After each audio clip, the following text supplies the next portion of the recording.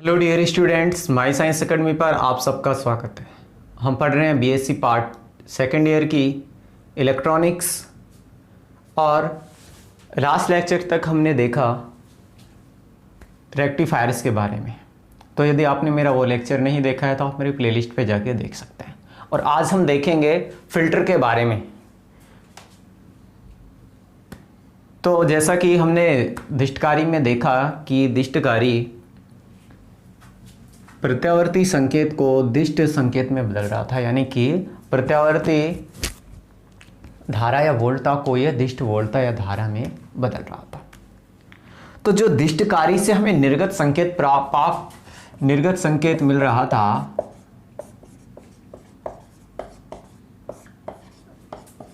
इसमें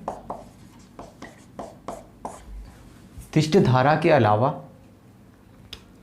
यानी कि जो हमारी दिष्ट धारा या वोल्टा है, तो इसमें हमारे पास दिष्ट धारा के अलावा प्रत्यावर्ती घटक भी मिल रहे थे। यानी कि जो दिष्ट धारा थी इसमें प्रत्यावर्ती घटक भी हमको मिल रहा था। तो शुद्ध दिष्ट धारा में से, यानी कि जो शुद्ध दिष्ट धारा प्राप्त करने के लिए मेरे को इस प्रत्यावर्ती घटक को क्या करना पड़ेगा, दूर करना पड़ेगा। और जो ये प्रत्यावर्ती घटक प्राप्त होता था, जैसे हम क्या बोलते थे, उर्मिका बोलते थे, यानी कि रिपल बोलते थे, उर्मिका। अब इन रिपल्स को दूर करने के लिए हम एक इलेक्ट्रॉनिक उपकरण का यूज करते हैं, जो क्या करता है, इन प्रत्यावर्ती घटकों को दिष्ट धारा से क्या कर देता है, अलग कर देता है। यानी कि एक ऐसा इलेक्ट्रॉनिक उपकरण का यूज कर रहे हैं हम, जो प्रत्यावर्ती घटकों को दिष्ट धारा से क्या कर देता है, अलग कर देता है। उसे हम क्या कहते हैं, फिल्टर कहते हैं। यानी कि फिल्टर ऐसा इलेक्ट्रॉनिक उपकरण है जो हमारी जो दिष्ट धारा है उससे प्रत्यावर्ती घटकों को दूर करता है। यानी कि वह इलेक्ट्रॉनिक उपकरण जिसका उपयोग हम दिष्ट धारा से प्रत्यावर्ती घटकों को दूर करने के लिए उपयोग करते हैं, वो क्या कहलाता है, फिल्टर कहलाता है। अब सवाल ये उठता है कि जो हम फिल्टर का निर्माण कैसे करेंगे। फिल्टर के निर्माण के लिए हम एक तो यूज़ करते हैं कुंडली और एक यूज़ करते हैं हम संधारित्र। तो इस आधार पे, यानी कि फिल्टर मैं बना सकता हूँ एक तो प्रेरक L कुंडली और एक संधारित्र C का उपयोग करके। अब इस आधार पे हम जो संधारित्र को 4 पार्ट्स में डिवाइड कर देते हैं। पार्श्वपथ संधारित्र फर्स्ट है मेरा, पार्श्व पथ संधारित्र। सेकंड है प्रेरकत्व फिल्टर।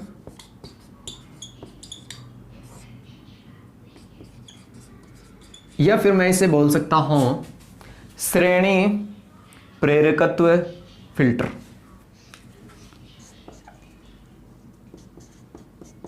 श्रेणी प्रेरकत्व फिल्टर। इसके अलावा 2 फिल्टर और होते हैं हमारे पास, L अनुभाग फिल्टर और पाई अनुभाग फिल्टर। L अनुभाग फिल्टर और पाई अनुभाग फिल्टर। तो इन चारों का हम बारी बारी से डिटेल से अध्ययन करेंगे। और सबसे पहले मैं स्टार्ट करूंगा शंट कैपेसिटर फिल्टर, यानी कि जो मेरा पहला है पार्श्वपथ संधारित्र या फिर शंट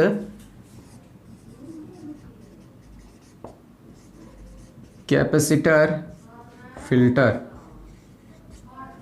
यानी कि जो पार्श्वपथ संधारित्र होता है इसमें हम शंट कैपेसिटर का यूज़ कर रहे हैं और इसमें हम प्रेरक तत्व का यूज़ कर रहे हैं।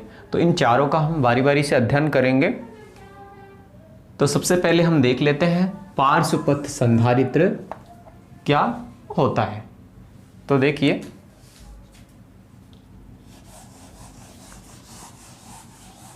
पार्श्वपथ संधारित्र फिल्टर दिष्टकारी के आधार पर दो प्रकार के होते हैं, अर्ध तरंग दिष्टकारी के लिए फिल्टर और पूर्ण तरंग दिष्टकारी के लिए फिल्टर। तो पार्श्वपथ संधारित्र फिल्टर बनाने के लिए हम क्या करते हैं कि दिष्टकारी के जो निर्गत होता है उस पर हम समांतर क्रम में एक संधारित्र जोड़ते हैं, और ये जो संधारित्र हम जोड़ते हैं उसमें ये ध्यान रखते हैं कि जो संधारित्र की धारिता है वो ये प्रतिरोध के तुलना में क्या हो, अधिक हो। तो इस कंडीशन में क्या होगा, जब संधारित्र की धारिता लोड प्रतिरोध RL की तुलना में अधिक होगी तो क्या होगा कि जो मेरा ये परिपथ है धारितीय प्रतिघात XC है उसका मान क्या हो जाएगा, कम हो जाएगा। अब हम जानते हैं कि जो दिष्टकारी क्या करता है, निर्गत में दिष्ट धारा प्रदान करता है। अब जो दिष्ट धारा प्राप्त होती है उसमें प्रत्यावर्ती धारा के कुछ घटक मौजूद होते हैं, यानी कि पूर्णतः शुद्ध रूप से दिष्ट धारा नहीं होती है। तो इन दिष्ट घटक को हम क्या बोल देते हैं, उर्मिका बोल देते हैं। अब इन प्रत्यावर्ती घटक को दूर करने के लिए हमने क्या किया है कि ये एक संधारित्र का यूज़ कर लिया है, इससे ये फिल्टर बन जाता है। तो जो संधारित्र है ये दिष्ट घटक के लिए संधारित्र उच्च प्रतिघात उत्पन्न करता है, यानी कि उच्च प्रतिबाधा उत्पन्न करता है, उच्च प्रतिबाधा, यानी कि दिष्ट धारा के लिए उच्च प्रतिबाधा उत्पन्न करता है। यदि उच्च प्रतिबाधा उत्पन्न करता है तो दिष्ट धारा को जाने नहीं देगा। तो जो दिष्ट धारा है इसमें से जा नहीं पाएगी। क्यों? क्योंकि जो दिष्ट धारा होता है उसके लिए आवर्ती का मान कितना होता है, आवर्ती होती है मेरी 0। यदि आवर्ती 0 होती है तो x इक्वल टू होता है 1/2πfc। इसका मान 0 होगा तो ये x इक्वल टू हो गया इन्फिनिटिव, यानी कि जो हमारा संधारित्र है वो दिष्ट धारा के लिए अनंत प्रतिरोध उत्पन्न करता है। और अगर मैं बात करूं प्रत्यावर्ती धारा की, तो प्रत्यावर्ती घटक के लिए क्या होगा कि प्रत्यावर्ती घटक के लिए जो आवर्ती का क्या होता है, एक नियत मान होता है। अब आवर्ती का एक नियत मान होता है तो जो संधारित्र है प्रत्यावर्ती धारा को क्या करेगा, जाने देगा। और ये प्रत्यावर्ती धारा के लिए XC का मान क्या हो जाएगा, देखो मैं यहाँ लिखता हूँ कि जो प्रत्यावर्ती धारा के लिए आवर्ती का एक निश्चित मान होता है, कितना होता है 50 से 60 हर्ट्ज। तो इसका एक 0, यानी कि इसका मान 0 के बराबर नहीं होता है। तो XC/1/2πfc इसका कुछ ना कुछ हमें मान प्राप्त होगा। यानी कि यहाँ से ये निकला कि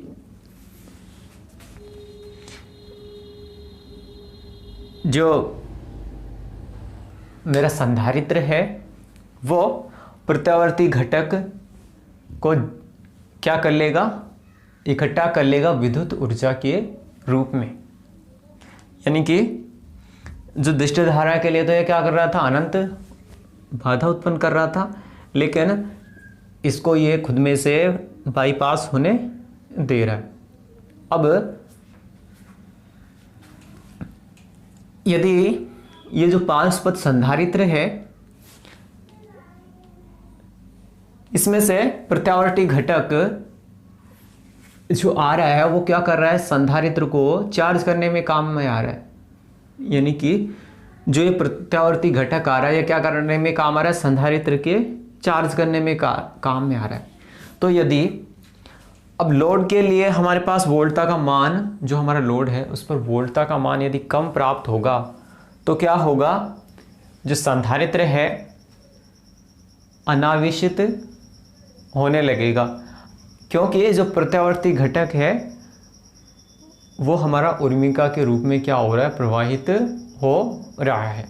दोबारा सुन लीजिए कि जो पार्श्वपत्र संधारित्र फिल्टर है उसमें प्रत्यावर्ती घटक जो संधारित्र C को चार्ज करने में काम में आ रहा है। अब यदि लोड के पास, यही लोड पे तो हम वोल्टता प्राप्त करते थे, यहाँ यदि वोल्टता का मान कम प्राप्त होगा तो ये क्या करेगा, संधारित्र को अनावेशित करेगा, डिस्चार्ज करेगा, जिसके कारण प्रत्यावर्ती घटक लोड में प्राप्त होंगे। तो ये अच्छी बात तो है नहीं कि हमने प्रत्यावर्ती घटक को दूर करने के लिए ही तो इस फिल्टर का यूज किया है, लेकिन हमें लोड में प्रत्यावर्ती घटक प्राप्त हो रहा है। तो देखिए इसका गणितीय विश्लेषण करते हैं।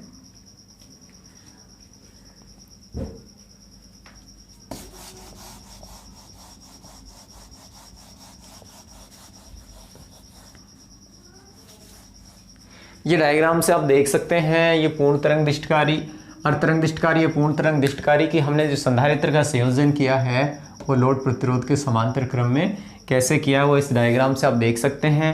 ये जो अर्धतरंग दिष्टकारी थी उसके लिए जो ग्राफ है कि यहाँ जो आधे चक्कर में हमें दिष्ट धारा या वोल्टता प्राप्त होती है और पूर्ण तरंग दिष्टकारी में प्रत्येक अर्ध चक्कर के लिए हमें दिष्ट धारा या वोल्टता प्राप्त होती है। तो आप चाहें तो इसका स्क्रीनशॉट ले सकते हैं। तो नेक्स्ट फिर हम देखते हैं। तो गणितीय विश्लेषण में देखिए, जो अनावेशित समीकरण मेरे पास क्या आ जाएगी, E equal to E M into e की पावर टी अपन में आर एल सी, जहाँ ई एम मेरी क्या है, अधिकतम वोल्टता है, टी मेरा समय है, आर एल लोड प्रतिरोध और जो सी है मेरी संधारित्र की धारिता है। तो जो समय नियतांक क्या हो जाएगा, देखिए यहाँ से कि जो पार्श्वपथ संधारित्र फिल्टर है उसमें हम अधिक धारिता वाले संधारित्र का उपयोग करते हैं। तो जो समय नियतांक टो सी बराबर मान लिया हमने आर एल इंटू सी। अब हम जानते हैं कि जो e की पावर माइनस एक्स को मैं यदि एक्सपेंड करूँ तो ये आएगा 1 minus x plus x square upon में root 2 plus x cube upon में फैक्टोरियल 2, तो यहाँ आएगा एक्स क्यूब अपॉन में फैक्टोरियल 3, ऐसे ये एक्सपेंड होता जाएगा। तो हम जानते हैं जो उच्च घात वाले पद होते हैं उनको हम नगण्य मान के छोड़ देते हैं। तो ये e की पावर माइनस एक्स को मैं लिख सकता हूँ 1 माइनस का एक्स। अब यदि इसकी मैं कंपेयर करूँ इससे कि एक्स का मान लूँ मैं टी अपॉन में आर एल सी हो, तो मैं इसको क्या लिख सकता हूँ 1 माइनस टी अपॉन में आर एल सी। तो इस मान को मैं इक्वेशन 1 में पुट कर दूँ क्या, ये रही मेरी इक्वेशन 1, यानी e equal to E M into e की power t R L c. तो मैं इसको लिख सकता हूँ e equal to E M minus E M into T R L c. ये मेरी इक्वेशन आ जाएगी इक्वेशन 2। अब नेक्स्ट देखिए, जो इक्वेशन मेरी 2 है इसमें संधारित्र जो t समय में यदि डिस्चार्ज हो रहा है तो जो इसके वोल्टता है t समय अंतराल पे वोल्टता क्या हो जाएगी, तो e equal to E M minus E M into capital T मान लिया क्योंकि समय अंतराल t है अपॉन में आर एल सी इंटू सी। ये मेरी आ गई इक्वेशन 3। अब ये ग्राफ से देखिए कि जो मेरी वोल्टता है टी समय अंतराल में उसके मान में क्या आ रही है, कमी आ रही है कि जब ये डिस्चार्ज हो रहा है तो यहाँ देखिए कोई समय है, उसके बाद ये डिस्चार्ज हो रहा है तो ये ग्राफ नीचे आ रहा है ऐसे। फिर ये देखिए यहाँ ये डिस्चार्ज के लिए दिखा रहा है। तो ये मेरा वोल्टता का मैक्सिमम मान है ई, और ये वोल्टता का किसी समय t इक्वल टू 0 पे मान है, और ये मेरा मान है माध्य मान ए डी सी। देखिए यहाँ से मैं जो औसत वोल्टा है उसका मान निकाल सकता हूँ क्या, कि औसत वोल्टा क्या होती है, e average equal to e d c होती है, यानी कि ई एम और ई इन दोनों का औसत। तो ये दोनों मान मैं यहाँ से ले सकता हूँ, ई इक्वल टू 2 से और समीकरण 3 से। तो यहाँ से मेरे पास ये दोनों मान आ जाते हैं।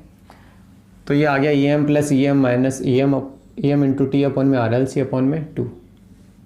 तो यहाँ से देखिए क्या आएगा, यहाँ से e d c equal to आ जाता है e M minus E M into T upon 2 R L c. इसको मैं दे लेता हूँ इक्वेशन मेरी 4। ऐसे ही टी समय अंतराल के लिए अब यदि इसको मैं इधर के साइड ले जाऊंगा तो ये ई एम का मान आ जाएगा, यहाँ से ये क्या हो जाएगा plus E m equal to e d c upon में e M into T upon में 2 आर एल सी। तो समीकरण 5 से देखिए, जो समीकरण 5 से एक बात स्पष्ट है कि जो शिखर वोल्टा ई एम है, यानी कि ये स्रोत वोल्ट शिखर वोल्टा ई एम है, जो इस शिखर वोल्टा ई एम है उसमें प्रत्यावर्ती दिष्ट घटक क्या है, उपस्थित है। अतः हम ये कह सकते हैं कि जो टी समांतराल है उसमें उर्मिका वोल्टा का मान क्या होगा, E M into T upon में 2 आर एल सी। यानी कि समीकरण 5 से हम कह सकते हैं कि जो शिखर वोल्टा का मान क्या है, ई एम है। तो जो हमारा दिष्ट घटक है उसमें प्रत्यावर्ती घटक क्या है, उपस्थित है, यानी कि प्रत्यावर्ती घटक और दिष्ट घटक दोनों क्या है, उपस्थित है। अतः टी जो समांतराल है उस पर उर्मिका वोल्टा का मान क्या हो जाएगा, ये हो जाएगा मेरा उर्मिका वोल्टता, यानी कि E M into T upon में 2 आर एल इंटू सी। अब नेक्स्ट देखिए कि ये जो शेष वोल्टा है हमारी वो क्या लिख सकते हैं हम, E equal to E M into T upon में 2 R L C minus T, यानी कि ये उर्मिका वोल्टा मेरी यहाँ से और E M into T R L C जो किसी समय टी पर थी, ये वाली। तो इन दोनों का हम अंतर कर लेते हैं, तो यहाँ से मेरे पास इक्वेशन क्या आ जाएगी, 6 आ जाएगी। अब जो इक्वेशन 6 है उसका मैं वर्ग माध्य मूल मान निकालूँ यहाँ से, तो मेरे को क्या करना पड़ेगा कि जो इक्वेशन 6 में वोल्टा ई का मान आया उसका 0 से टी यानी कि एक पूरे चक्कर के लिए क्या करना पड़ेगा, समाकलन करना पड़ेगा अपॉन में समांतराल डी टी हो। तो इक्वेशन 6 से हम लिख लेते हैं ई आर एम एस का square equal to E M का स्क्वायर अपॉन में इसका स्क्वायर यानी कि 4 आर एल सी का स्क्वायर, और यहाँ से डी टी का टी आ जाएगा, तो इस टी को बाहर लिख लेते हैं। तो हम समाकलन करेंगे 0 से टी माइनस 2t का होल स्क्वायर। तो सबसे पहले तो मैं इसको क्या करूँगा, एक्सपेंड करूँगा। तो देखिए आर का स्क्वायर है वो आ गया ई एम स्क्वायर अपॉन में 4 R L square into C square into T, और टी माइनस 2t का स्क्वायर, और इसका समाकलन होगा 0 से t तक। तो देखिए इसका समाकलन हम कर लेते हैं, ए आर एम एस का square E M square upon में 4 R L square into C square upon में टी एच जे टीच। इसको मैं एक्सपेंड कर लूँगा टी माइनस 2t का होल स्क्वायर, इसको एक्सपेंड कर लेते हैं। तो ये होगा टी स्क्वायर माइनस 4t का स्क्वायर और माइनस 2ab यानी कि माइनस 4t इंटू टी। तो जब इसका हम समाकलन करेंगे तो t square into t 4t cube upon में 3 minus 4t/2 into t square आ जाएगा। अब देखिए यहाँ से जब इसकी लिमिट लगाऊंगा मैं t के स्थान पे t, तो ये t क्यूब हो जाएगा, यहाँ लगाऊंगा तो 4/3 t क्यूब माइनस 2t³। अब देखिए यहाँ t³ और माइनस 2t³ तो 1t³ बच जाएगा, और जब इसका एलसीएम लूँगा तो ये आ जाएगा 1/3t³। अब यहाँ से देखिए, यहाँ t से यहाँ t² बच जाएगा, और यहाँ em² अपॉन में t² 4 RL का स्क्वायर इंटू c² इंटू ये। अब यदि मैं यहाँ से जो ERMS का मान निकालना चाहूँगा, जो ERMS का मेरा मान आता है वो क्या आएगा, ERMS का जब मैं मान निकालूंगा तो मैं क्या कर लेता हूँ, इसका मैं पूरे का रूट ले लेता हूँ। तो पूरे का मैं रूट लूँगा, यानी कि E² का मान ये है, तो ERMS का मान क्या हो जाएगा, ये EM हो जाएगा, t² का t हो जाएगा, 4 का 2 हो जाएगा, 3 का रूट हो जाएगा, RL का RL, c² का c। तो ये मेरे पास इक्वेशन आ जाएगी 7। तो जो इक्वेशन 7 है वो वोल्टा का वर्ग माध्य मूल मान है। तो हम क्या करते हैं कि जो वोल्टा का वर्ग माध्य मूल मान है उसी को हम प्रत्यावर्ती घटक के रूप में उपयोग कर लेते हैं, यानी कि मैं EAC को लिख लेता हूँ EM अपॉन में t √2√3 RL into c। Equation मेरी 8 आ जाएगी। अब देखिए जो रिपल फैक्टर क्या होता है, R बराबर होता है EAC अपॉन में EDC, यानी कि जो वोल्टाओं का दिष्ट घटक और प्रत्यावर्ती घटक इनका क्या होता है, अनुपात होता है, यानी कि IAC अपॉन में IDC। तो IAC और IDC का मान मैं पुट कर लूँ यहाँ, तो ये R इक्वल हो जाएगा EM इंटू टी अपॉन में 2√3 RL इंटू C अपॉन में EM minus EM into T upon में 2 RL इंटू C। अब देखिए जो धारिता का मान यहाँ हम क्या करते हैं, जो संधारित्र लेते हैं उसके लिए धारिता का मान क्या होता है, अधिक होता है, जिसके कारण क्या होगा कि ये जो हिस्सा है मेरा ये EM की तुलना में क्या होगा, नगण्य होगा, तो इसे हम छोड़ सकते हैं। तो ये मेरे पास यहाँ से क्या आ जाएगा, EM से फिर EM से EM कैंसिल हो जाएगा, और मेरे पास बच जाता है R equal to T upon में 2√3 RL इंटू C। इक्वेशन मेरी 11 आ जाती है। ये इक्वेशन 11 क्या होती है, उर्मिला गुणांक के लिए बीजीय व्यंजक का समीकरण होती है। अब यदि मैं आवर्ती के रूप में निकालना चाहूं, आवर्ती के रूप में उर्मिला गुणांक का व्यंजक निकालना चाहूं अर्ध तरंग दिष्टकारी के लिए और पूर्ण तरंग दिष्टकारी के लिए, तो देखो अर्ध तरंग दिष्टकारी के लिए t का मान 1/f होता है, तो t का मान 1/f होता है, तो t का मान 1/f रखेंगे तो ये क्या आ जाएगा, 1/2√3 RL into C into f। Equation मेरी 12 प्राप्त हो जाएगी। ऐसे ही जो पूर्ण तरंग दिष्टकारी होता है उसके लिए t होता है 1/2f। तो इक्वेशन 11 में यही मान रखेंगे तो मेरे पास क्या आ जाएगा, 1/2f, यानी कि 2 की मल्टीपल हो जाएगा 4√3 RL into C into f। तो ऐसे मेरी इक्वेशन 13 प्राप्त हो जाती है उर्मिला गुणांक के लिए। तो इस तरह से हम पार्श्वपद संधारित्र फिल्टर के लिए गणितीय विवेचना कर सकते हैं। तो आप इसका स्क्रीनशॉट ले सकते हैं। तो आपने मेरे को पेशेंस से सुना, इसके लिए धन्यवाद।